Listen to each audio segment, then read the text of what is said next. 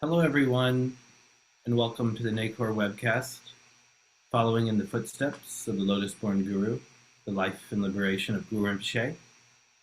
Welcome back to those of you that are returning, that were able to tune in for last month's webcast, introducing the sacred sites of Guru Rinpoche in Bodha, Dhanakosha, and Udayana. For those of you that are joining us for the first time, though, we welcome you to our ongoing series where we are presenting the sacred sites of Guru Rinpoche as it pertains to his life and liberation. Thank you for joining us if it is your first time. We are the Nekhor team, and we're delighted to be here with you today. So happy Guru Rinpoche Day to you all. Our session will be hosted again by us, the Nekhor team. I'm Robbie, and I'm joining you today from California, and I'll be presenting the general framework of this webcast. We also have Stefan, Peter, and Noor joining us, who will introduce themselves. Hello, everybody. I'm Stefan. Happy Guru Rinpoche Day. I'm joining you today from Spain, from Catalonia, and I'll be sharing the historical background of the sacred sites. Hey everyone, I'm Peter. Happy Guru Rinpoche Day. I'm joining you today from Samia, New York. I'll be sharing some of the stories about what unfolded at these sites. Hello everybody, Happy Guru Rinpoche Day. I'm Noor. I'm joining you today from Bodha in Nepal, and I will be sharing quotations from the principal biography that we're following, the principal biography of Guru Rinpoche, which is called the Pema Katha. So hello. So, as we gather ourselves and prepare to speak of Guru Rinpoche in the Charnel grounds, let's first set our motivation, remembering the words of the awakened masters of the past. By the power and the truth of our gathering here today, may all sentient beings enjoy happiness and the causes of happiness. May they be free from suffering and the causes of suffering. May they never be separated from the great happiness, devoid of suffering, and may they dwell in the great equanimity that is free from attachment and aversion. In today's session, we invoke Guru Rinpoche in Tibetan via Guru Rinpoche's mantra, as chanted by Chagdud Tulku Rinpoche, using a melody which he first received in a pure vision.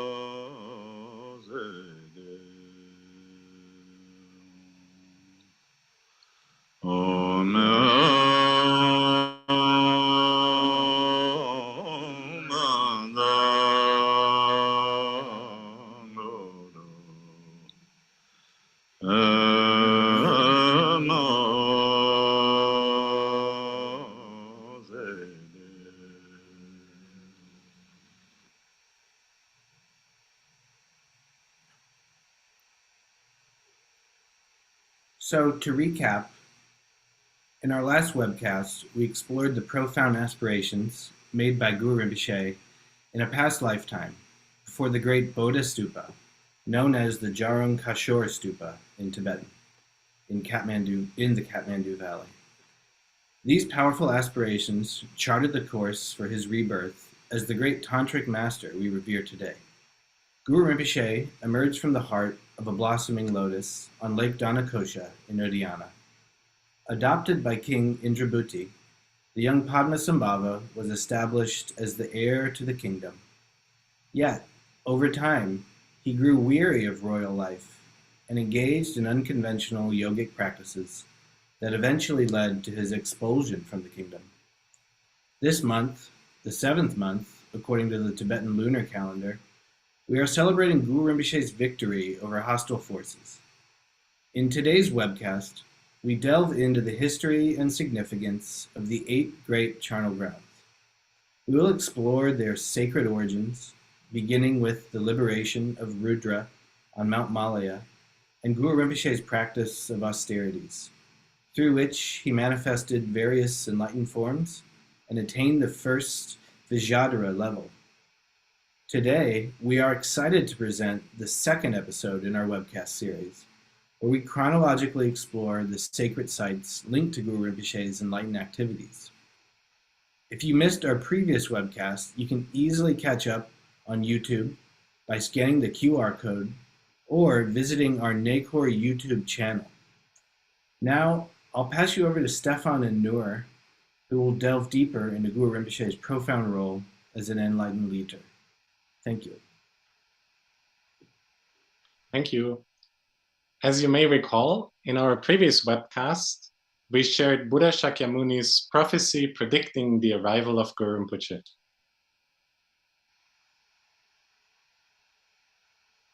"10 years and 2 after I pass into Nirvana, there will come a victor supreme over all worlds. He will be named Padmasambhava, the lotus born, and will take birth in Udayana upon a blossoming lotus. So to teach secret mantra, this is my prophecy." So this prophecy not only foretells the arrival of Guru Rinpoche, but also ensures the continuation of Buddha's legacy. It emphasizes that Buddha Shakyamuni came to this world as the teacher and embodiment of the Sutra path. As predicted, Guru Padmasambhava expanded upon this foundation by teaching the secret mantra, thus personifying the vision of Tantra and becoming the quintessential teacher of Vajrayana. Guru Rinpoche manifests on the outer level as the authentic spiritual teacher and on the inner level as our own true nature. Therefore, Kando Yeshe Tsogyal, his most devoted disciple, referred to him in great reverence as Mahaguru, Great Guru. Whether we read Guru Rinpoche's life story as a work of fiction or a biography, we encounter someone who transcends all assumptions about how any normal person or even a teacher might act. It is important to understand that as a teacher of Vajrayana, Guru Padmasambhava appeared in this world precisely to shatter our concepts, not to reinforce them. We read, for instance, that it was Guru Padmasambhava who liberated Rudra, the mythical embodiment of egohood, or that Guru Rinpoche lived for hundreds of years in an astonishing variety of roles and guises, undertaking feats that are utterly beyond us and visiting places we can hardly dream of, as we will learn also in this and the coming webcasts. So the realization dawns that it is impossible to compare Guru Rinpoche to other ordinary humans, for the Mahaguru enters and acts within our shared world as none other than a magical emanation of awakening itself.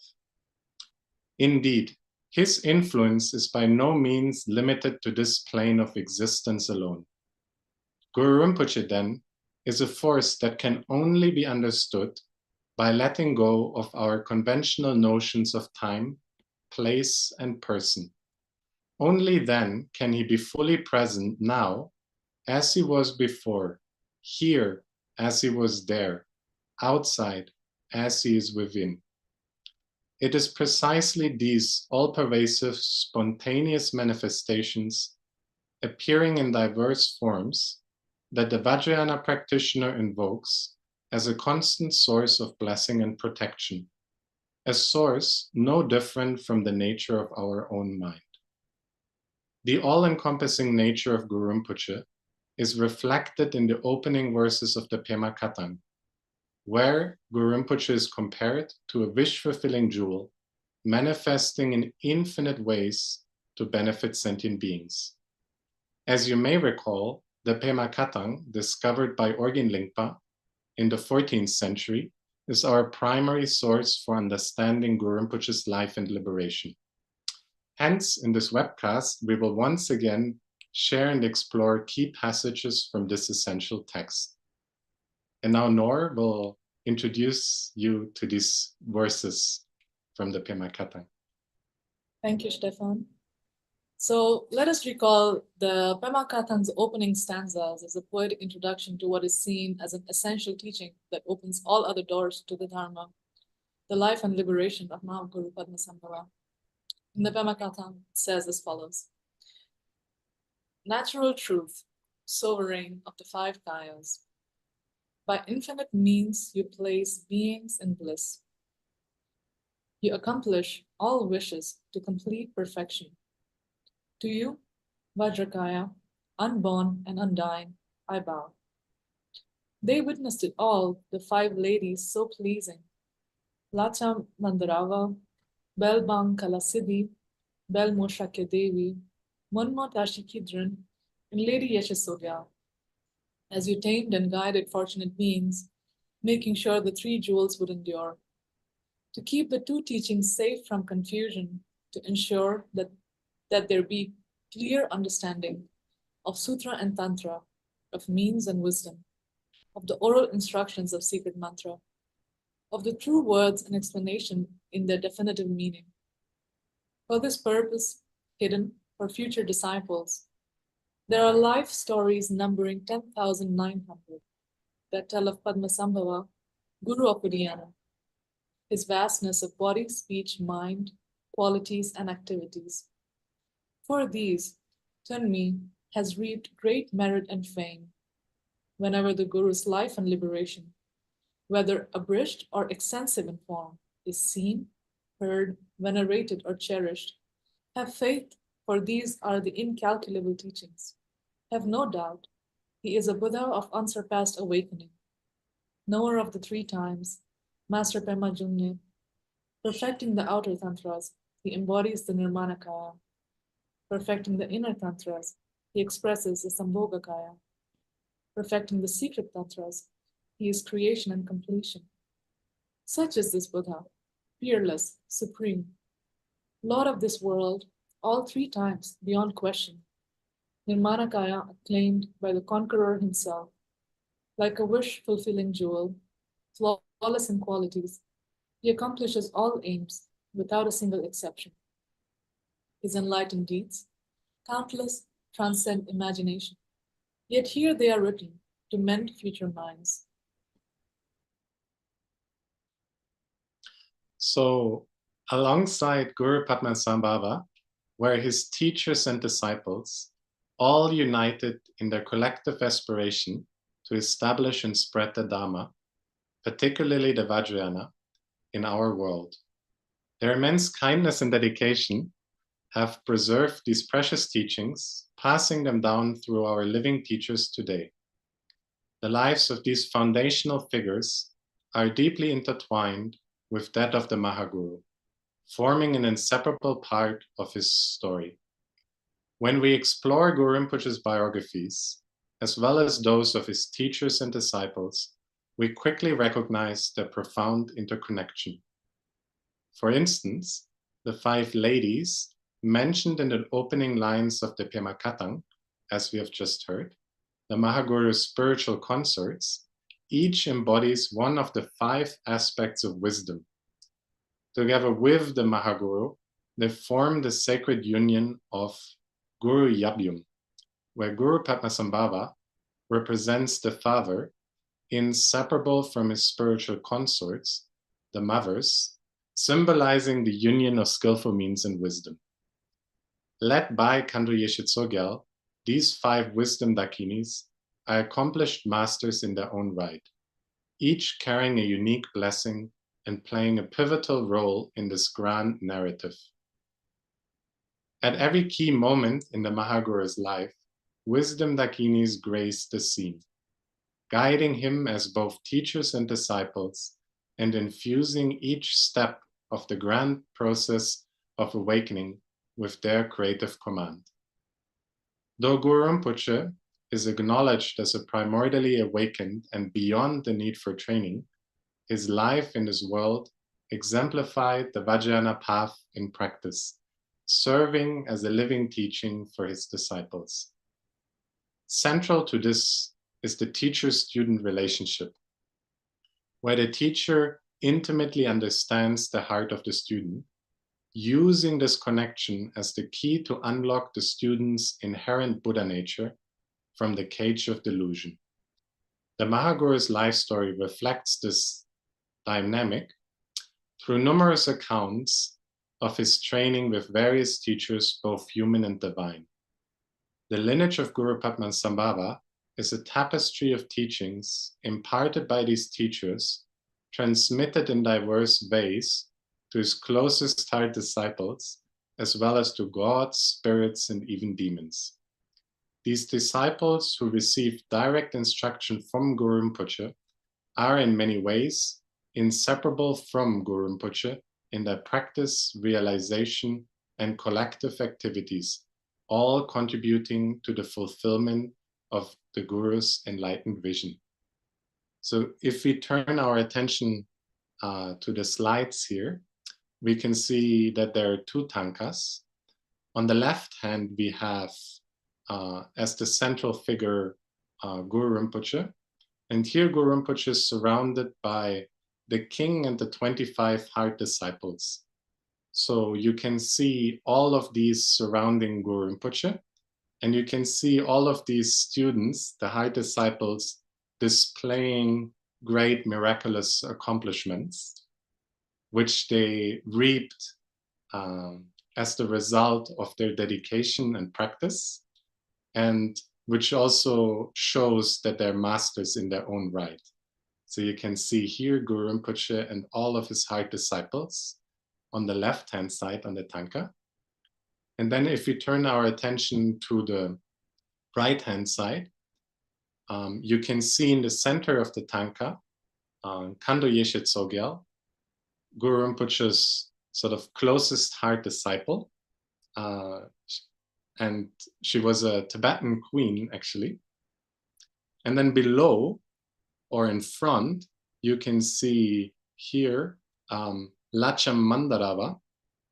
She was the Indian princess, or Sahorian princess from the country of Sahor in Greater India. And then on the left-hand side, you can see here Belmo Shakya Devi. She was a Nevar consort, and she comes from the region of Swayambhu, so the current Swayambhu Stupa in the Kathmandu Valley. And then above, we have here displayed Belbang Kalasidi, who comes from the country of Ngatukchen, which is either within Nepal or at the borders to Nepal. And then to the right hand of Kando Yeshe Tsogyal, you have Mamu Tashikiden, who is Guru Rinpoche's Bhutanese disciple and consort. And this tanka was drawn according to a great revelation by Terchen Choksha Deshin Lingpa, featuring in particular these 5 spiritual consorts, which we have heard about. And now we will turn to Peter, who will share the pivotal moment when Guru Rinpoche embarked on a new chapter of his life, which is his entrance into the study of the Dharma. From his homeland of Udayana, in the far west of ancient India, Guru Rinpoche now set out as a pilgrim. His goal was to reach the central land of Bodh Gaya, where, just a short distance from the Bodhi tree, he first sought refuge in the charnel ground of Sitavana, the cool grove. Leaving behind all the comforts of civilization, the bustling cities, grand palaces, and safe havens of the villages, Padmasambhava now entered the eerie realm of the charnel ground, where, amidst the remnants of life and the stillness of death, Guru Rinpoche had all the conditions to engage in profound meditative practices, that were his lifeblood. In the course of these initial austerities, Padmasambhava often visited Bodh Gaya, where he performed great miracles, as was his nature. Awestruck, the local people gathered around him, drawn by their curiosity, and to their many questions he replied in verse. I have no father and I have no mother.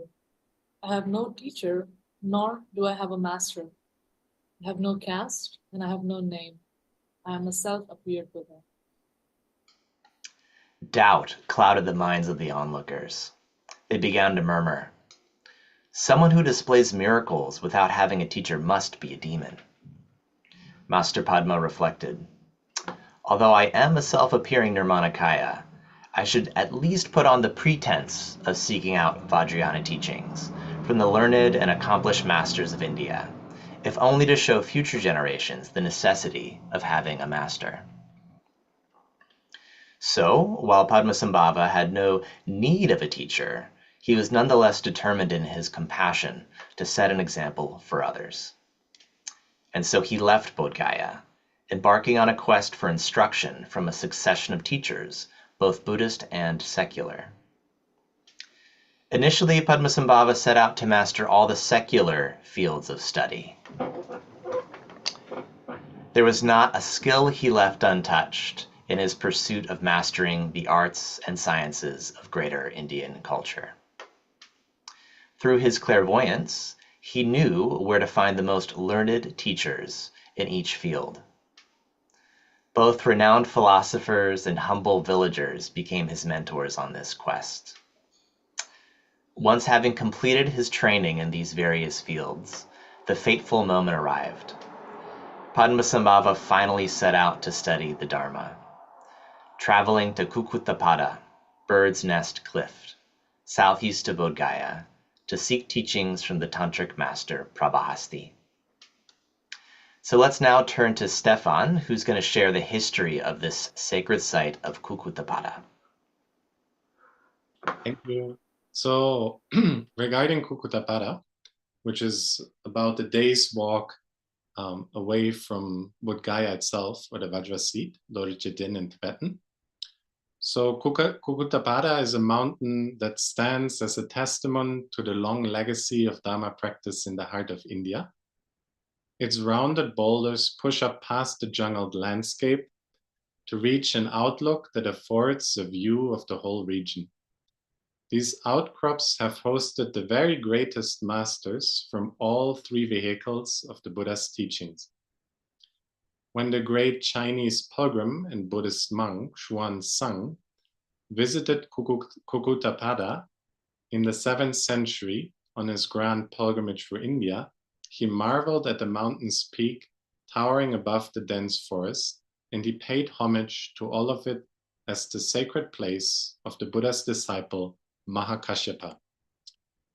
Now, many centuries later, Khenpo Wangchuk Dorje pointed out that this very same sacred site, Kukkutapada, can be viewed from the perspective of all three vehicles of the Dharma, the Hinayana, the Mahayana, and the Vajrayana.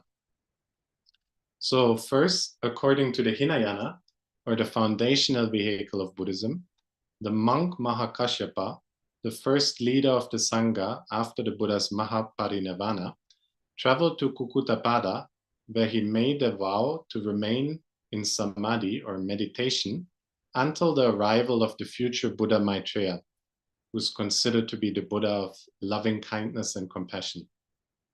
So upon reaching the mountain's peak, a cavern miraculously opened for Mahakashyapa. And Kashyapa then entered the cave, and the stones again miraculously closed behind him. And he remained there in this cave in meditation to this day, becoming a hidden source of blessings for generations of pilgrims. So now we turn to the Mahayana perspective, which is a couple of centuries later, in the 4th century. And we have the great Mahayana monk Arya Sangha, who undertook a 12-year retreat at Kukkutapada. And he vowed to stay in retreat until he would receive a vision of Buddha Maitreya. And so 6 years passed without Arya Sangha having even the faintest glimpse of Buddha Maitreya. And Arya Sangha got completely disheartened and left his retreat. And then on the way down, he saw villagers performing mundane tasks and persevering in this task, which sort of made Arya Sangha reflect that if even mundane people put so much effort in such banal and unnecessary things, then he should have more patience with great spiritual goals. So this made him return and practice again for another 6 years in the very same site of Kukkutapada. And after another 6 years had passed, again he felt that his practice hasn't progressed as well. So again he left his retreat, and this time he actually encountered on the road a dying dog. And this moment when he saw the dying dog sparked utmost compassion within him for the dog. And exactly in this moment, a vision of Buddha Maitreya appeared. And it's actually this sort of profound compassion that arose in that moment that made Arya Sangha see Buddha Maitreya. And sort of the 12 years of retreat were the purification of this karma that prevented him from seeing Buddha Maitreya, who was there all along. And then Arya Sangha receives all the Mahayana teachings and transmissions from Buddha Maitreya, and many of them are still preserved to this day. For example, the famous Uttara Tantra Shastra, the Gyu Lama, the Sublime Continuum, or also sometimes called the Treatise on Buddha Nature. So this was sort of the Mahayana perspective, and then we also have the Vajrayana perspective, where actually Kukkutapada was also home to the great Vidyadhara, Prabhahasti, and it was Guru Rinpoche who went to Prabhahasti, as we will now learn, to receive the teachings on the Yoga Tantras from Prabhahasti. And now here we can see these three perspectives, how they all come together in this one single mountain. We have the Hinayana sort of embodied by Mahakashyapa. Then we have the Mahayana embodied by Arya Sangha. And then we have the Vajrayana embodied by both Vidyadhara Prabhahasti as well as, of course, Guru Rinpoche. And now here you can actually see a painting of this very site, which the mountain is crowned by a golden stupa in honor of the blessings of this great sacred site. And what you might also notice is actually, which is also reflected in the name itself, that this mountain looks like a sort of sitting bird with the head here and the back of the bird here, yeah? And then furthermore, we have one more image to share with you. So here you can see a photograph of the mountain when you would go right now to visit it, yeah? And so now we will turn to Peter, who will share with you the sacred events of Guru Rinpoche and what unfolded at Kukkutapada. Thank you, Stefan. So, upon arriving at Kukkutapada, Padmasambhava expressed his desire to become an ordained monk and requested Guru Prabhahasti to lead the ordination ritual. Prabhahasti, however, being a master of Yoga Tantra, informed him that he was not someone capable of granting ordination. Instead, Padmasambhava should seek out Ananda, the Buddha's own attendant, at the cave of the Asuras. So, while Prabhahasti could not fulfill his request for ordination, Padmasambhava nevertheless began his training with this lay master of the Tantras. With each teaching, Padmasambhava's understanding deepened. The empowerments, transmissions, and explanations from Prabhahasti were swiftly absorbed into his being, blending seamlessly with his own innate wisdom. Each lesson brought a new revelation. His dedication was unwavering, his progress remarkable. In time, all the 32 tantric deities of this practice began to manifest before Padmasambhava, their presence a powerful testimony to his swift mastery. These divine beings, resplendent in their ethereal forms, acknowledged his readiness to advance further on his spiritual path. It was a moment of great significance, marking the transition from student to master, and setting the stage for the next chapter in his journey of enlightenment. It was now time to follow his guru's original counsel, and Padmasambhava set out on his journey to the cave of the Asuras, where he arrived on the auspicious 8th day of the lunar month. There, he found Ananda along with thousands of monks already gathered, their chants echoing through the sacred space. As night fell, Padmasambhava's dreams were filled with wonderful signs. The sun traversed the sky, followed by another sun rising. Celestial voices resounded through the air, and shining lights transformed into Buddhas. These visions filled him with a profound sense of purpose and destiny. Then on the 10th day, under the Anuradha star, Padmasambhava took ordination. It says in the Pemakatham that the earth goddesses offered him a saffron-colored robe, and Buddhas from all 10 directions gathered in the sky. Thus, Padmasambhava was ordained and given the name Shakya Senge, the Lion of the Shakyas. He then began his monastic training under the vigilant guidance of Arya Ananda, the Buddha's closest and most devoted disciple. Ananda, revered for his unparalleled mastery of the Buddha's teachings, having spent countless years turning the wheel of dharma, ensured that Shakya Senge's education would be thorough and complete, leaving no aspect of the sacred teachings unexplored. Guru Rinpoche absorbed every lesson Ananda imparted, and after receiving the Buddha's 84,000 teachings, he devoted several years to their deep investigation and contemplation. And yet, despite his comprehensive training, Guru Padmasambhava felt an insatiable thirst for ever deeper wisdom. The teachings of Prabhahasti and Ananda provided much to ponder, but the most profound truths remained just out of reach. He realized that his true path lay beyond the monastery walls, deep in the wilderness, where the structured life of a monk gave way to the boundless freedom of a true seeker. Padmasambhava stood poised on the brink of a new and demanding chapter, ready to immerse himself in the rigorous yogic training of the Vajrayana path, the pinnacle of all spiritual vehicles.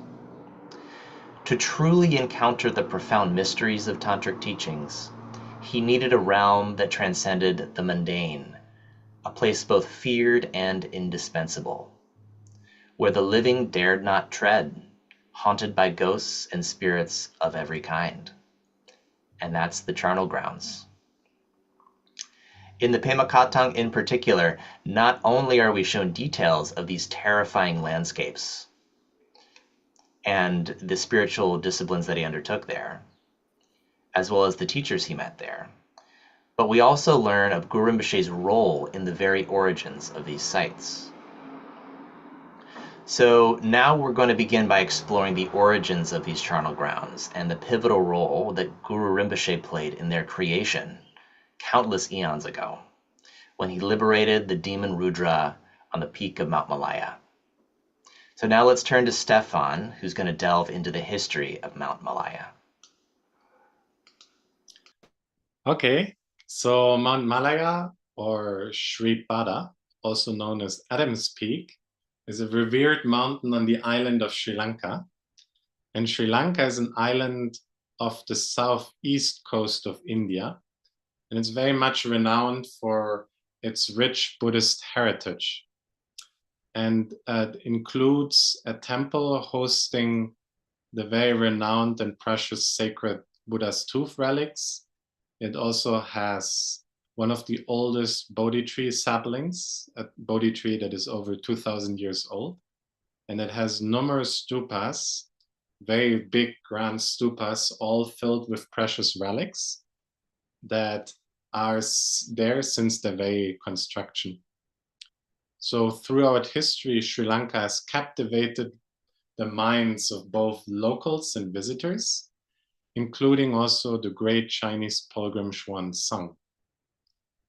And ancient texts refer to Sri Lanka as Tamradvipa, which translates as the copper-colored island, believed to be inhabited by non-human spirits.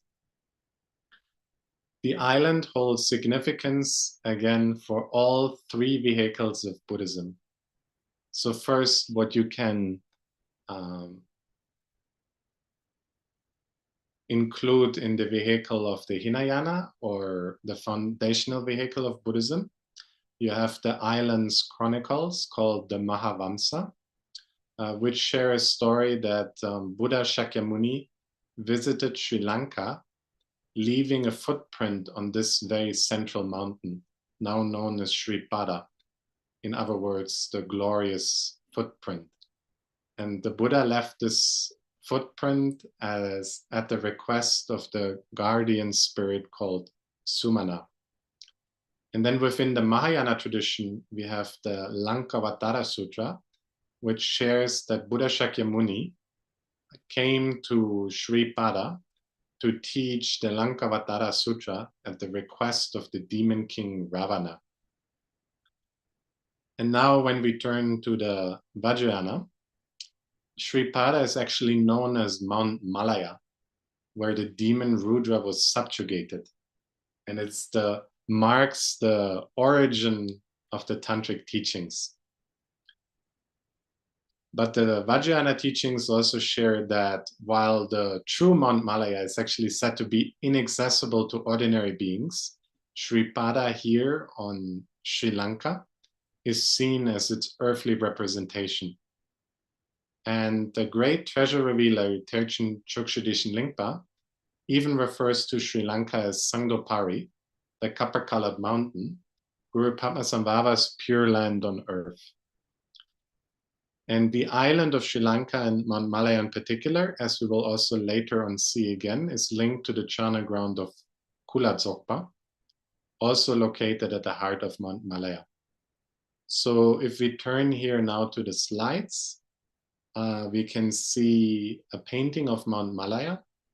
And what you see here on top is Vajradharma, a form of Vajrapani, teaching the secret mantra to 5 sublime disciples. So it was upon the request of these sublime disciples that the Vajrayana was first taught in our human realm, here on Mount Malaya. And it's sort of the spot where then also the tantric teachings entered on this very sacred grounds where the demon Rudra was liberated. And it was these 5 sublime beings who then noted everything down and hid these precious Vajrayana teachings as treasures. And then on the next slide here, you see an actual photo of Mount Malaya or Sri Pada rising from the jungle landscape of Sri Lanka. And now we can turn to Peter, who will share with you the events that unfolded on this mountain. Mm-hmm. So long ago, a monstrous demon named Rudra became intoxicated by the strength of his own spiritual power. So vast was his arrogance, so destructive his influence, that the world trembled beneath his wrath. Peaceful interventions by enlightened beings failed to subdue this terrible nature. The world was on the brink of ruin, and it was clear that only force could bring this demon to heel. So, on the sacred heights of Mount Malaya, the wrathful deity Hayagriva none other than the great Mahaguru in a fearsome guise, took up the task of taming Rudra. The tale begins with two disciples, Tarpa Nakpo, or Dark Deliverance, and Denpak, Ever Exalted. Both were devoted students of the Buddhist monk Tupka Shunu, the Invincible Youth. Seeking guidance on the path to liberation, they approached their teacher, who was in truth Guru Padmasambhava in disguise. The Guru advised them to embrace the practice of the 4 articles, to dwell in a state of uncontrived suchness, as free and unbound as a cloud in the sky. This, he told them, was the sacred path of yogis. But upon returning home, the disciples' interpretations of this profound teaching diverged sharply. Dark Deliverance, rigid in his understanding, became enraged when he perceived that Ever Exalted was acting contrary to his own views. Their conflict escalated, leading them back to their teacher to seek resolution. The Guru sided with Ever Exalted, declaring Dark Deliverance's interpretation flawed. This judgment ignited a furious rage within Dark Deliverance. Rejecting his teacher's wisdom, he clung stubbornly to his distorted perspective. In his defiance, he parted ways with both his teacher and his fellow disciple, descending into a life of indulgence and violence. His path spiraled into disgrace, leading to a series of wretched rebirths. Ultimately, he was reborn as a monstrous child on the island of Lanka, where he grew in power, commanding a fearsome army that swept across the earth, conquering even the realms of gods and demigods. The Buddhas of all directions, witnessing the chaos Rudra was unleashing, knew they could not allow this destruction to continue. They decided to intervene. Rudra's former teacher, Invincible Youth, and his former attendant, Ever Exalted, now exalted beings in the Pure Lands, were chosen to subdue the demon. And so, empowered by the Tathagatas, these two rose to undertake their sacred task. Assuming the wrathful forms of Hayagriva and Vajravarahi, they descended upon Rudra, the very embodiment of egohood, and with their combined might, they defeated him in a climactic battle, liberating his tormented consciousness from its fleshly bondage. Rudra cried out in lamentation, "Oh, mother! Oh, father! Hayagriva and Vajravarahi are overpowering Rudra, as the Buddha overpowers Maras, demons. The impious are overpowered by the dharma. The Sangha overpowers unbelievers. Lord Indra overpowers the demigods. The demigods overpower the moon. The Garuda overpowers the seas. Fire overpowers the timber in the forest. Water, in turn, overpowers fire. The wind totally overpowers the clouds. And adamantine vajras pierce through rock. Lotus-born Guru in India, Mount Malaya, last night's dream was an evil one. Do whatever it is we must do, but do it quickly."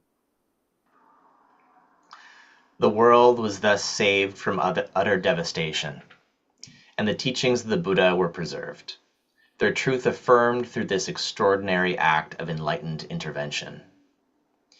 In his remorse, Rudra swore to give up evil and take the Dharma as his only refuge.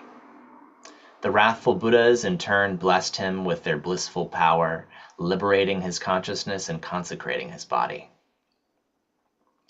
Kyabche Tulku Organ Rinpoche taught how this extraordinary episode uses the sacred, secret language of the Vajrayana. The wrathful deity Hayagriva's union with his female consort is, in fact, a symbol for union with the basic nature of phenomenon.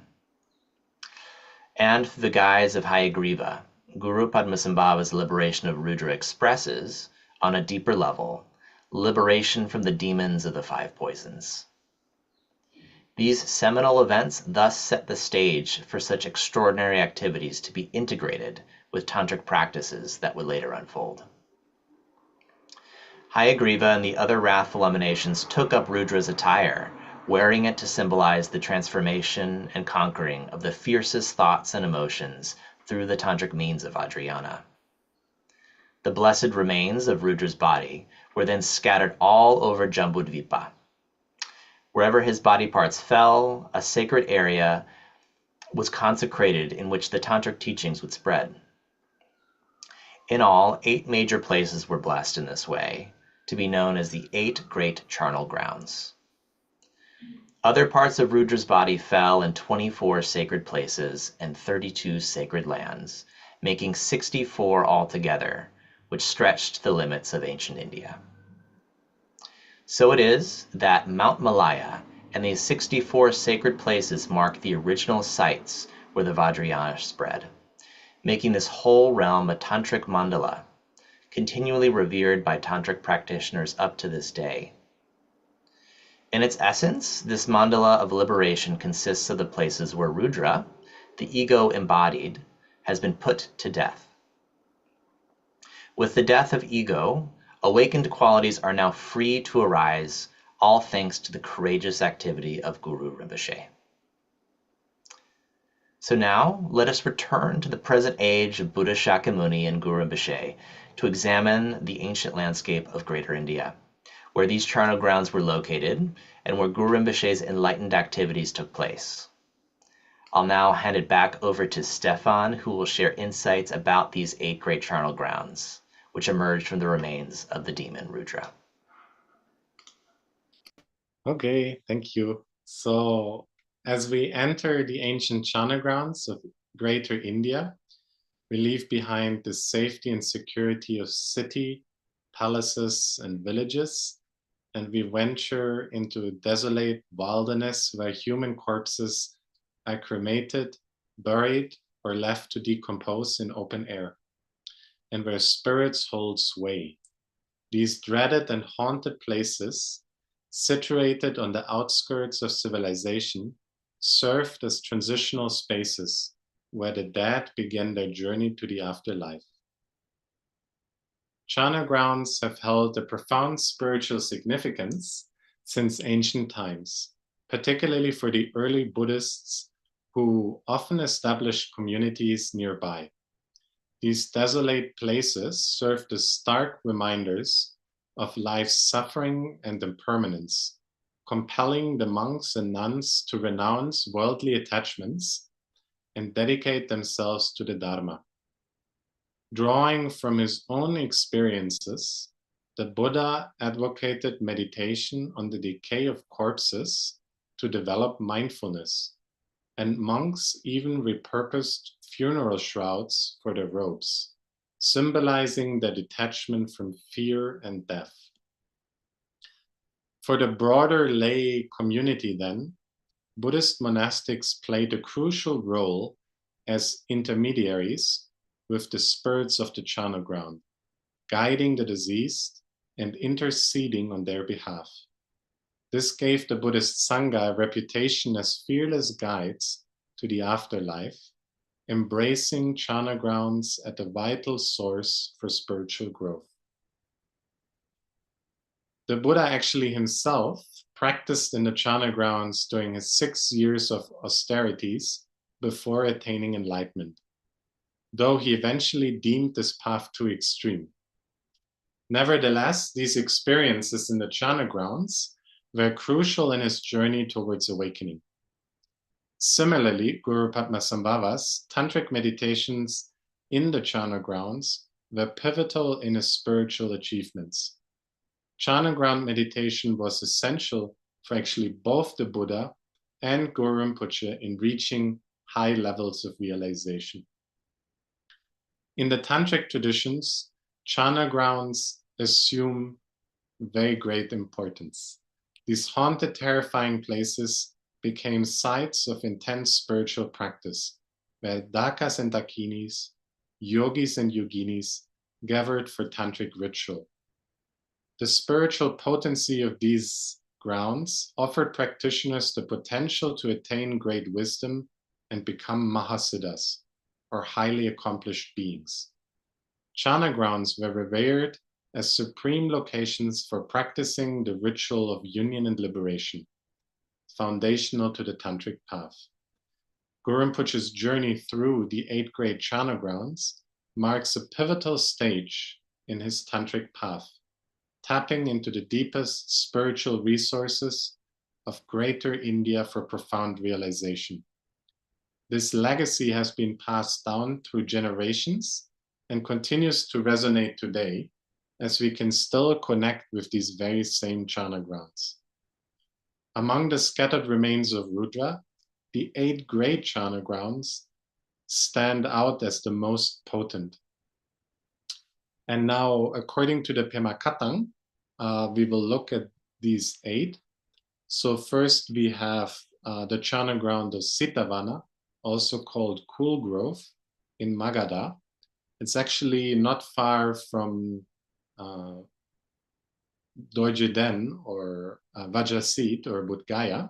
It's just on the opposite side of the Naranjana River. And this was also the chana ground primarily where Buddha Shakyamuni practiced austerities prior to his awakening. And here we have a painting of this chana ground, and it's actually Sitavana that is sort of the central or most important of all the 8 great chana grounds. Yeah? And then here in the next slide, we have a picture of how Sitavana chana ground currently looks like if we go on pilgrimage to the sacred site. And then next, the second chana ground, we turn to Kula Dzogpa, called Perfect Embodiment in Sri Lanka. And as we mentioned before, this chana ground is identical with Mount Malaya. So again, here you can see an image of Mount Malaya. And then we turn to the third chana ground called Dechindalwa, or Pervasive Bliss. And this chana ground is located in current-day Ladakh and Zanskar. And here we have a painting, again, of this landscape. And then again, we have a current picture of this sacred site if we were to go on pilgrimage there. The fourth chana ground is the chana ground of Lunduptsek, or Spontaneous Mound, in present-day Nepal. And this is the famous Bodha Stupa, which we talked about in our last webcast.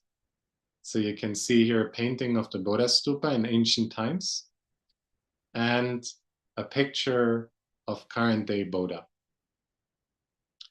Now the fifth chana ground is the chana ground of Lankatsek, or Lanka Mound, in the country of Zahor. And the precise borders of Zahor at this ancient kingdom are not known, but it's known that that this kingdom was along the Ganges River, and the precise location of the chana ground is also not identified. So what you see here is the Ganges River winding through the Indian landscape. And what is actually known about the country of Zahor is that the central monastery connected to this ancient kingdom, from which also Princess Lacha Mandarava was from, and the great abbot Shantarakshita, is the monastery of Vikramashila. So here, as a reminder and also to pay homage to the chana ground, we can remember the sacred site of Vikramashila Monastery. And here you have a picture of this archaeological site. The sixth chana ground is Pematsek, called Lotus Mound. It brings us back to Udayana, the ancient kingdom in present-day Pakistan. So here you have again the painting of Udayana. And then the central chana ground is said to be located at the Dumatala Stupa. And this stupa, as an archaeological site, is still found in present-day Swat Valley. So this is the great stupa of Dumatala, the stupa of the Dakinis, and the ancient chana ground was just next to this sacred site. Then next you have the Chana ground called Jigtensek, called Earthly Mound, and it's in Khotan. And the great pilgrim Xuan Sang also visited this site. And the noteworthy feature of this particular Chana ground is what they call the Oxhorn Mountains, the two mountains that resemble the horns of an ox. And the Chana ground was located in between, in the middle. In Sanskrit called Goshringa. And while you can still go and visit the site, we don't have currently a picture of it, unfortunately. And finally, we have the great Chana ground of Sangchen Ropa, or Great Mysteries Display, in the country of Tokhara. And the borders here again are not clearly identified, but it's believed that this Chana ground is in present-day Afghanistan. So we have again a picture of how this ancient landscape with its Chana ground might once have looked like, but we don't have a present-day image of this area. And then here at the end, to give you a little bit an overview of Guru Rinpoche's journey, we have here the map of India with the respective sacred sites. So on the left-hand side, you can see Danakosha, the Chana ground of Pematsek in Udayana. This also marks the sacred birthplace in present-day Pakistan of Guru Rinpoche. And from there, Guru Rinpoche traveled through India to the northeast. And then the majority of sacred sites, as you can see here, are all in the area of Bodh Gaya. Yeah? For example, you have Sahor and the Pematsek Chana ground. Of course, you have then Sitavana, all in the surrounding area of Bodh Gaya. And then the Tokhara that we just mentioned and Sangchen Rolpa is far to the west, which might be present-day Afghanistan. Then you have in Ladakh and Zanskar, Ladakh Dalwa, and in Khotan you have Jigtensek. And then, of course, in Nepal, you have the beloved Bodha Stupa or Lundruptsek Chana ground. And then on the next image, you can see Sri Lanka and Mount Malaya and the Kula Dzogpa Chana ground. And now we will turn to the central Chana ground of Sitavana, known as Dutra Sivetsal in Tibetan, or Cool Grove in English, located just near Bodh Gaya, at the very heart of Buddhism in India. And now we will turn to Peter, who will explore the sacred events that unfolded within the 8 great Chana grounds. So at this point in Guru Rinpoche's journey, the life of a royal youth had become nothing more than a distant memory. Guru Rinpoche had long since mastered the worldly arts and sciences, plunged deep into the foundational teachings of Buddha Shakyamuni, and gained insight into the yogic treasures offered by his guru Prabhahasti. And yet, all of this was just a prelude to what lay ahead, the 8 great charnel grounds. Guru Rinpoche was no stranger to these grim landscapes. He had practiced austerities in the charnel grounds before. But this time the purpose was different. His earlier visits had served primarily as a refuge from the distractions of worldly life. Now, his mind was set on something far greater, the attainment of siddhis, the spiritual accomplishments that are the ultimate fruits of tantric practice. These grounds, teeming with spirits and powerful entities, formed a spiritual crucible that attracted dakas and dakinis, yogis and yoginis alike. It was precisely their foreboding and ominous nature that made them ideal locations to test a spiritual practitioner's resolve and their strength. And it was here, in these grim and gruesome places, that Guru Padmasambhava's practice would reach its full potential, flourishing in ways unimaginable in the safety of conventional sanctuaries. One by one, Padmasambhava sought out the 8 great charnel grounds, scattered and hidden across the vast landscape of ancient India. Each was teeming with ghastly, monstrous beings that roamed a terrain littered with crematory fires, and played amongst heaps of corpses as if for sport. The charnel trees were alive with the ominous flutter of malevolent birds, while nearby lakes were brimming with skeletons. Fires and winds raged incessantly, sweeping entire nations of ghosts and ghouls into the air. Mountains of heaped-up bodies loomed ominously, where worldly gods, unmatched in authority, held dominion, until Padmasambhava arrived. Without hesitation, he ventured into the heart of these terrifying spectacles, devoting 5 full years in each to intense practice, taming the land and its spirits. So now a quote from the Pema Katam. Taking his seat upon a throne of heaped-up corpses, both old and new, the terrifying creatures who dwelled in the charnel grounds offered him great mounds of the choicest fruits, while the Dakinis bowed low and paid him homage. And so, with the bravery of a seasoned yogi, he transformed the powerful forces of the charnel grounds into allies of the Dharma. With each conquest, Guru Padmasambhava harnessed the raw, chaotic energy of the charnel grounds and transformed it into profound spiritual accomplishment. In doing so, he manifested unique forms, each a distinct expression of his enlightened essence. It is taught, nonetheless, that these different forms are like the interconnected facets of a wish-fulfilling jewel. No matter which of them we invoke, all the others are equally embodied there. And thus we meet his 8 manifestations. So here in this image we see on the top left there's Guru Orgyen Dorje Chang, or the Vajradhara Vudhyana. In the middle left we have Guru Nyima Ozer, rays of the sun. To the bottom left we have Guru Singye Dradok, the lion's roar. To the middle left there's Guru Pema Gyalpo, the lotus king. And then to the bottom left there's Guru Singye Dradok, lion's roar.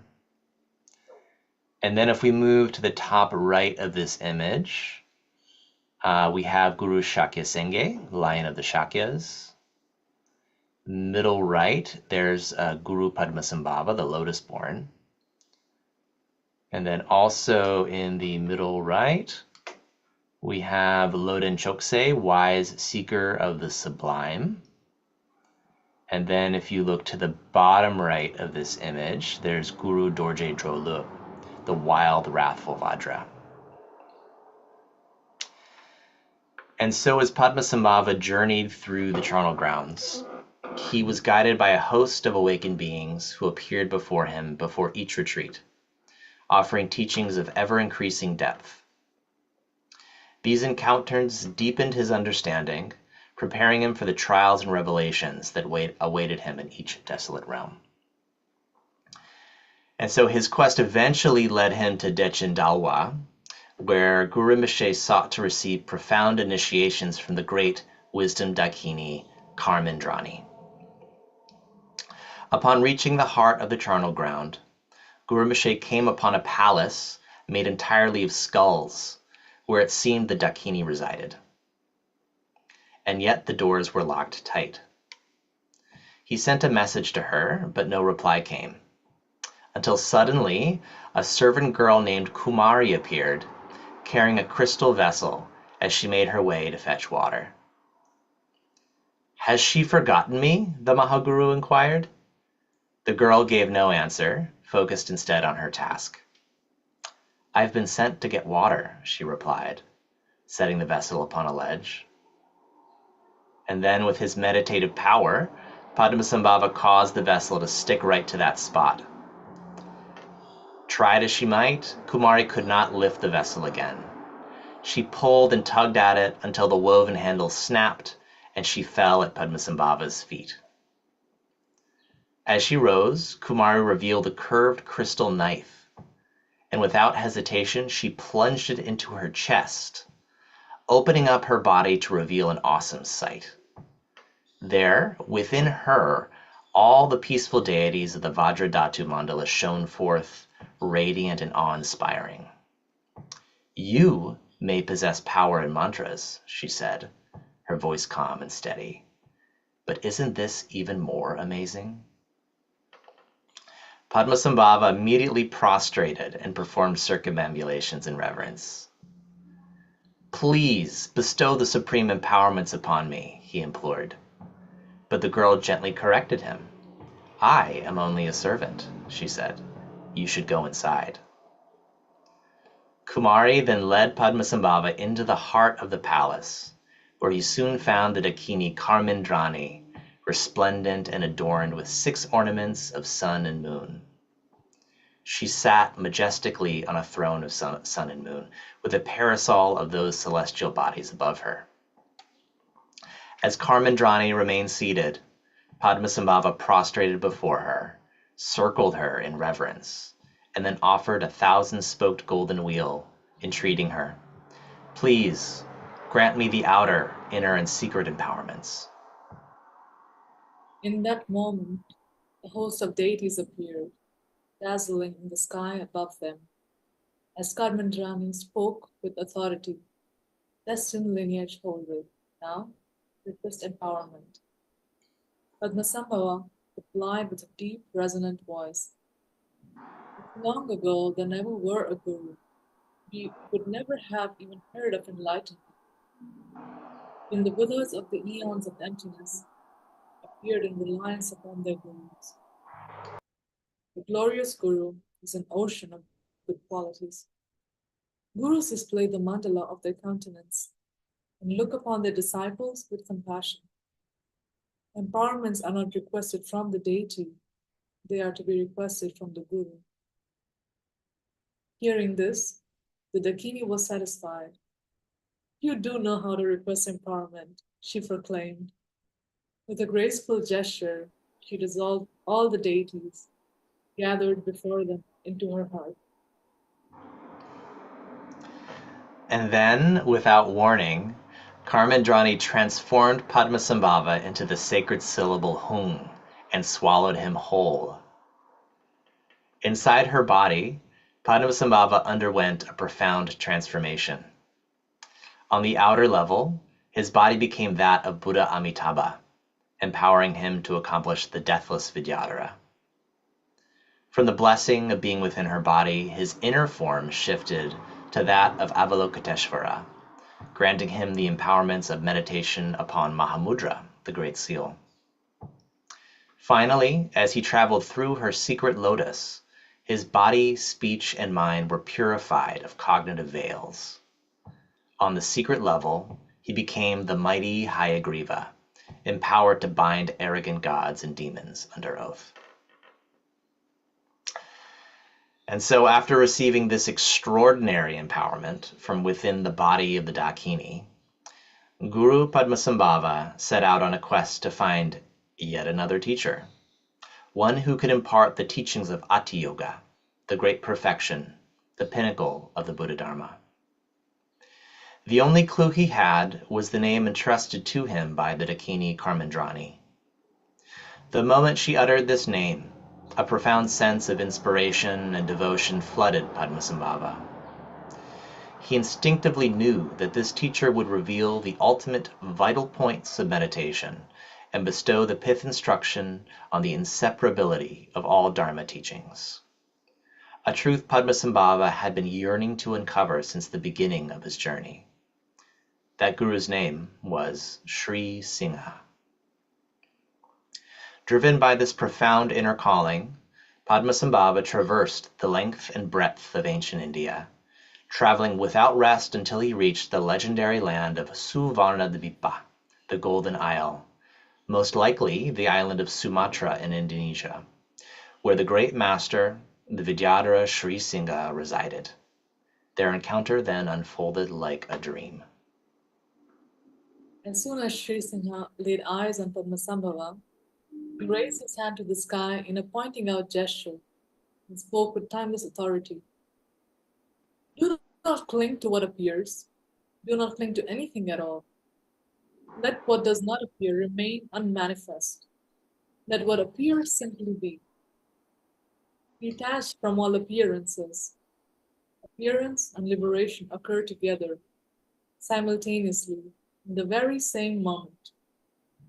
Ultimately empty, relatively not empty, both are completely empty. Whether you call it ceasing or unceasing, neither truly exists. What is primordially empty remains just so. What is utterly empty remains just so. This vast display of all things, above, below, and in between, take this as Sri Singha's ultimate quick instruction. For those who truly grasp the view and conduct, the indivisibility naturally reveals itself. With these profound words, Sri Singha then dissolved into the Vajra-like expanse, and then bestowed upon Padmasambhava the most precious empowerment of the display of awareness. In this brief yet profound encounter, Padmasambhava recognized the essence of the highest teachings, and Sri Singha became his root guru, the main teacher who would guide him on the path of Dzogchen, the great perfection. Guru Rinpoche went on to linger in the eerie realms of the charnel grounds for many years, his resolve unwavering, his practice relentless, his dedication as fierce as the fires that surrounded him, eventually bore fruit. In the depths of this sacred practice, he ascended to the level of a matured Vidyadhara, the first milestone on the tantric path to awakening, as taught by the Nyingma tradition. Indeed, this marked the beginning of his journey through the 4 stages, each one a gateway to ever deeper realization and unparalleled spiritual mastery. Wonderful. Wonderful. So, this concludes our webcasts for today. Thank you, everyone, for joining. We hope you enjoyed it. Our next webcast will take place in 1 month on the next Guru Rinpoche Day. So before we leave, we do have some announcements, and we will also set aside some time to answer any questions you may have. But first, we would like to share some very exciting news with you. As many of you may have heard in our last webcast, we are planning a pilgrimage to Nepal in March 2025. Our pilgrimage to Nepal will coincide with the first month of the Tibetan lunar calendar, and this time is especially auspicious for virtuous actions and making offerings. The journey begins on the 8th day, known as Tara Day, and culminates on the 15th day with the celebration of Chotrul Duchen, which commemorates the Buddha's display of great miracles. Senior lamas from Kaining Shedra Bling, along with the Nekhor team that you've met here today, will guide participants through sacred sites, fostering a deeper connection to their spiritual practice through the pilgrimage. The itinerary includes visiting first the Bodha Stupa, where Guru Rinpoche made profound aspirations, then venturing to Patan, the main seat of Guru Rinpoche in the Kathmandu Valley, then the Asura and Yanglasho caves, where Guru Rinpoche attained awakening, and going as far as the Maratika caves in eastern Nepal, in the village of Halasi, which is around an 8-hour drive from Kathmandu. At the Maratika caves, this is where Guru Rinpoche attained the city of immortality, met face to face with Amitayus. Our trip will culminate on Chotrul Duchen by participating in the Tsekar Drupchen, which is the white Amitayus great accomplishment practice they do every year at Kaining Shedra Bling. So the trip will culminate with our participation in this Drupchen and the receiving of the cities at the end. On top of this, we have some additional details to share with you, aside from just the itinerary and the dates, we are excited to offer this pilgrimage at an affordable rate of just $750 US dollars per person for the entire week, which comes to only $108 per day. This package covers transportation to and from the sacred sites, lunches at every location, comfortable lodging in Halesi near the revered Maratika caves, expert guides offering in-depth explanation at each sacred sites, and contributions to the lamas who will lead us in spiritual practice throughout the journey. What's not included is the airfare to Nepal, your tourist visa, and accommodations in Kathmandu, which we recommend people stay in Bodha, as this is where our journey will begin from, and this is where we'll conclude. You can register now via the link shared in the chat that you see right there, or by scanning the barcode on the screen. So you should see a barcode there. Keep an eye on your inbox, as we'll be sending out an email with the details very soon. If you have any questions or concerns regarding the pilgrimage, please contact us at info@samyatranslations.org, and we'll do our best to respond to you as promptly as possible. Last month, many of you asked about obtaining copies of our book series. For those of you that don't know, over the course of the last 10 years, we've been collecting all the research that you're hearing here today. And we wrote now 3 books. So we are pleased to announce that a limited reprint of the first and second volumes of our Guru Rinpoche book series, titled Following in the Footsteps, the Lotus-Born Guru. The first 2 volumes, focusing on Nepal and India, will be available until the end of our webcast series in August 2025. So these first 2 volumes had initially gone out of print. So we're making these available once again for a limited time to be ordered through Amazon. If you wish to purchase a copy, the books will be available on Amazon within the next 2 weeks. The third volume, focusing on Tibet, remains available for purchase on Amazon. So that one you can get now. But the first 2, we will be making those available very, very soon. And lastly, our Nekhor webcast is really made possible through your generous support. Each episode costs approximately $3,000 to produce, with a dedicated team working tirelessly to bring these broadcasts to life in a live fashion. Our presenters and organizers, Noor, myself, Peter, Monica, and Stefan, meticulously prepare each event to ensure a seamless and enjoyable viewing experience. Our skilled interpreters, Marcella, Henry, Sukanya, Anna, Yiwei, and Organ Taye, provide translations into Spanish, Indonesian, Thai, Ukrainian, Chinese, and Vietnamese, making the webcast accessible to a global audience. And it's truly amazing just how far spread out we are across the entire world as we speak. Just within our Nekhor team, we're in 3 different continents, almost 4 different continents. For our last webcast, we raised $1,450. If you enjoy these broadcasts, please consider helping us cover the cost. These costs would be easily covered if each participant donated a small amount. The most effective way to support us is through a recurring donation via DonorBox or a Patreon. Alternatively, you can make a one-time contribution as small as $3 through DonorBox or PayPal.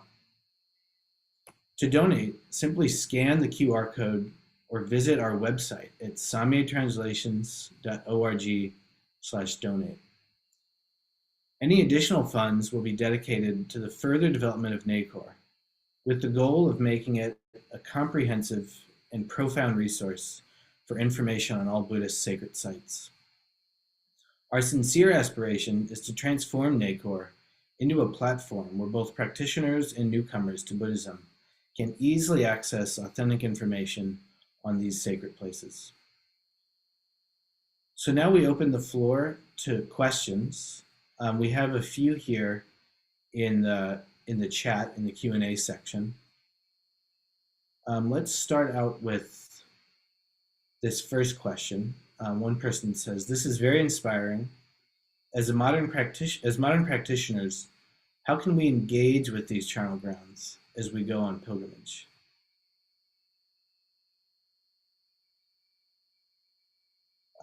Peter or Stefan, do you want to answer that? I mean, we can engage with them in a similar fashion that we can engage with all sacred sites. So on the one hand, there's nothing extra that we need to do.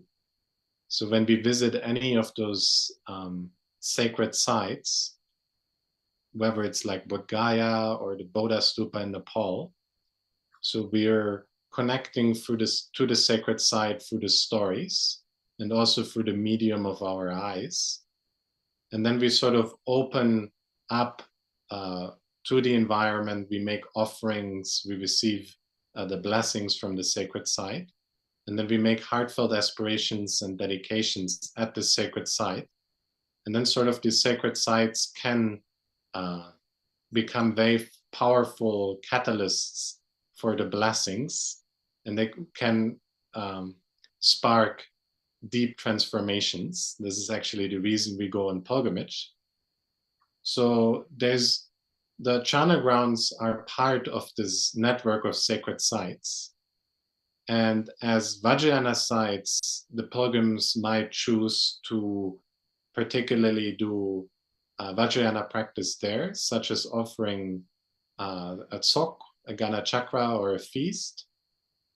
But there's nothing for us pilgrims that we need to do differently than visiting any other sacred site.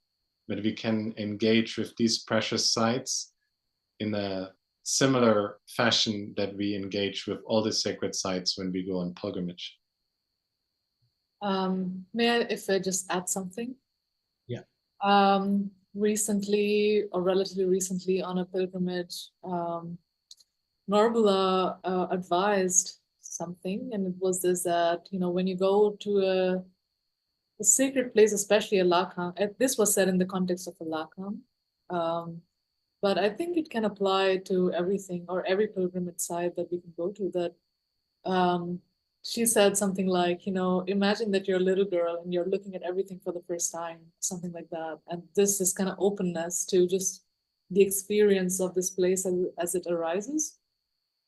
That can be a very powerful way to relate, you know, without like having all this.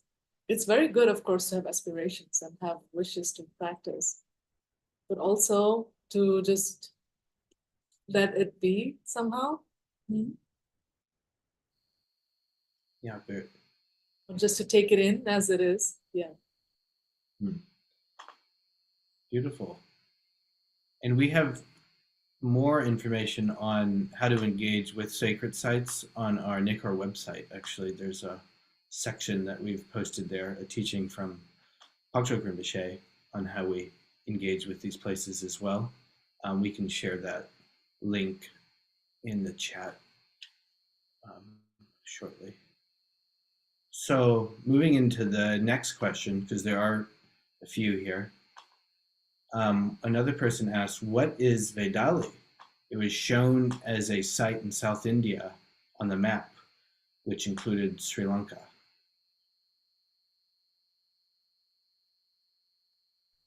So the map included more sacred sites, particularly focused on India, than we discussed in the past webcast and in the current webcast. It's actually the map that was placed in the India volume of the Guru Rinpoche books. And it's all the sacred sites that the India volume discusses. So you will find a full discussion on what Vedali in particular is and the sacred sites that unfolded there.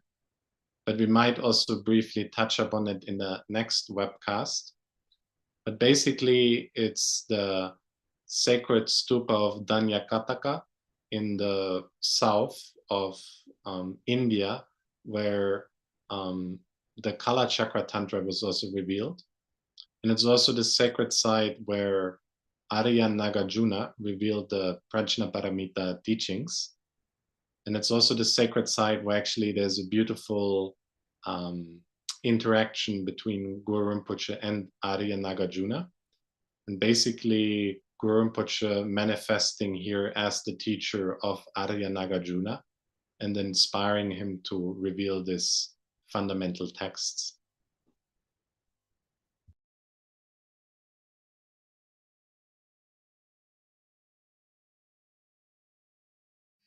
Thank you, Stefan.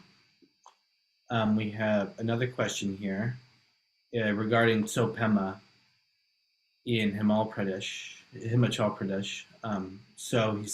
One person asks, so does this mean that the usual identification of Zahor with Tsopema in Himachal Pradesh is actually incorrect? So we will touch upon Zahor and the Maratika cave in our next webcast on next Guru Rinpoche Day. So we will dive in the history of Zahor in more depth. So stay tuned.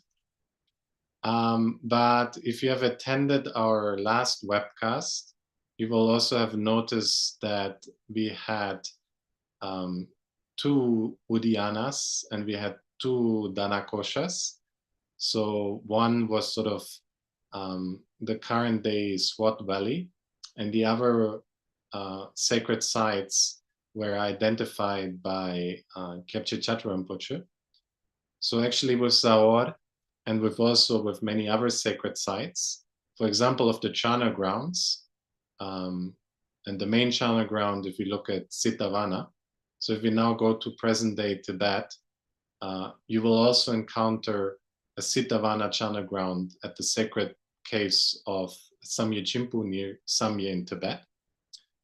So this is just to show this nature of the sacred sites, that are not necessarily bound to just one single location, but they can actually have multiple locations.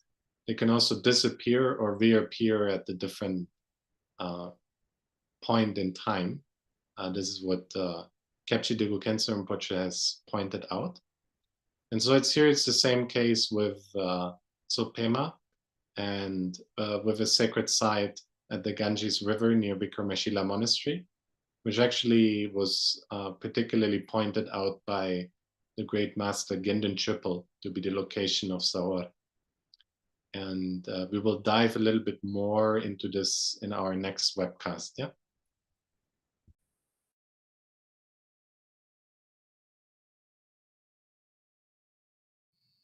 Thank you. Another question is just regarding how the 8 manifestations of Guru Rinpoche differ from the 12 manifestations as we see in the Choling Tersar.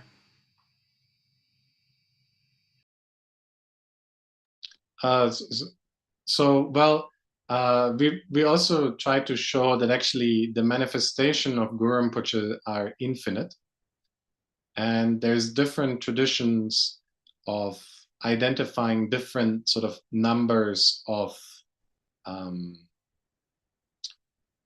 different numbers of manifestations of Guru Rinpoche. And one famous number is the 8 manifestations, and also one famous number is the 12 manifestations, as they, for example, appear in Choling Tersar's Tuktupache Kunzal cycle. And it depends upon the dharma cycle that we follow, the particular emphasis that is placed, but there's a certain overlap of these manifestations as well. And there's also some difference, of course. To go into more depths, we would have to go quite far.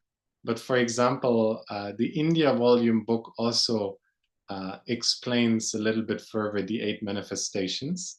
And on Samye Institute, you will also find a series of teachings by Pacha Rinpoche explaining each of the 12 manifestations and their significance of Guru Rinpoche.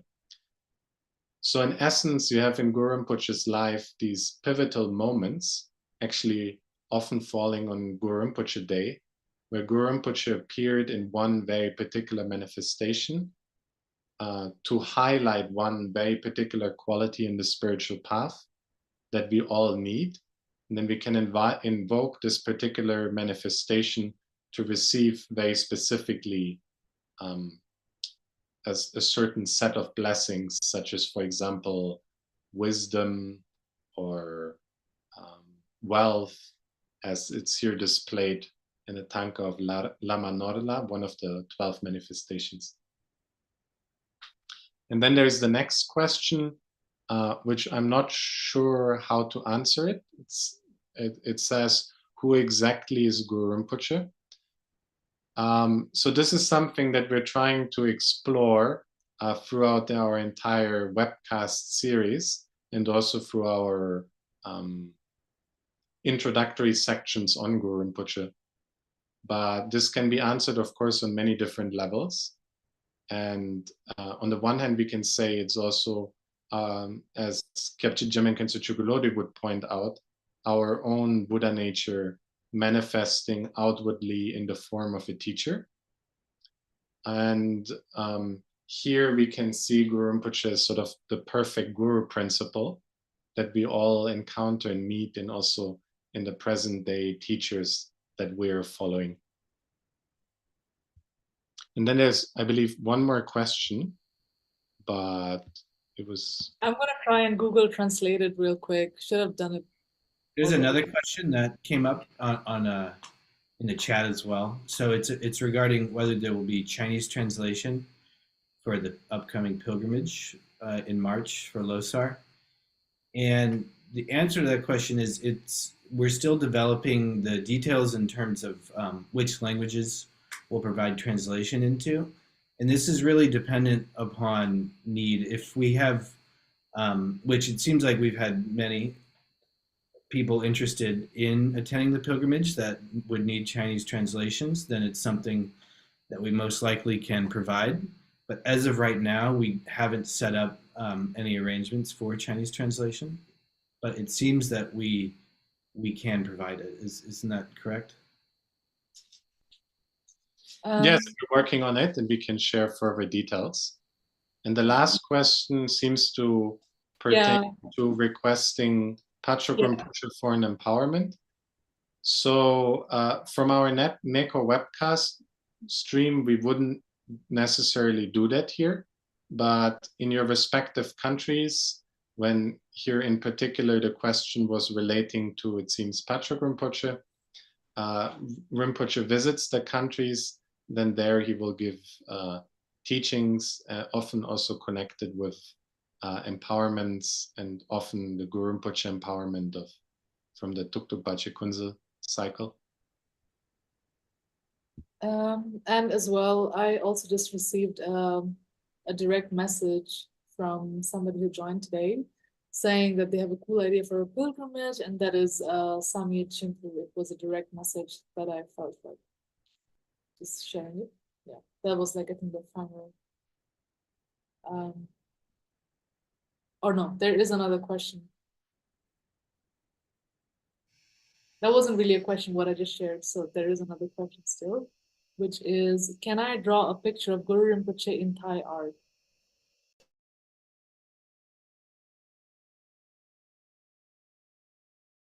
I mean, sure, why not? Sounds good. Very, very nice idea. I would love to see the picture when it's finished. Please share it. Let's conclude then this webcast, and Robbie will lead us in dedicating the merit. Sonam diye tamshe sikpan ye tobnye ne pedranam bamje ne kega na chia bala drupa ye si pe sole Droa, Droa, Shor. So I'll recite this dedication in English as well. There are obviously many translations of this dedication, so hopefully you're able to follow along. We don't have the slide today for this particular translation. By this merit, may all attain omniscience. May we defeat the enemy, wrongdoing, from the ocean of samsara, agitated by the waves of birth, old age, sickness, and death. May all beings be freed. So thank you all for joining us today. We hope that you have a wonderful rest of your evening or rest of your day, depending on where you are. We're truly grateful to be able to gather like this once a month with everybody. Really, really amazing that we're able to keep this going. So please do join us again throughout the year. And we're excited to delve into more of these profound stories with you all. Thank you. Thank you, everybody. Bye-bye. Thank you. Bye-bye. Thank you, everyone. Happy Guru Rinpoche Day. Bye. Today. And nice weekend.